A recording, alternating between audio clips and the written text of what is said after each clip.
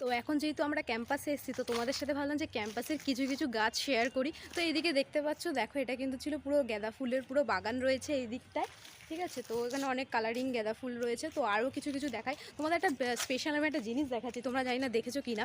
তো এইদিকে দেখো যে এই গাঁদা ফুলগুলো দেখতে পাচ্ছ, এইগুলো হচ্ছে মানে ঠিক পুরো মানে ছোটো ছোটো ছোটো ছোটো গাঁদা ফুল, দেখো কি সুন্দর না,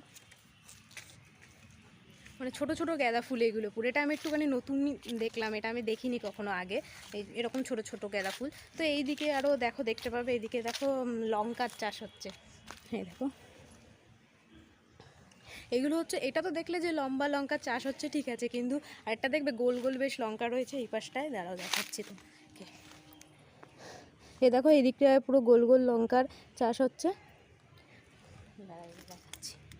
এই দেখো গোল গোল গোল গোল গোল লঙ্কার চাষ হচ্ছে।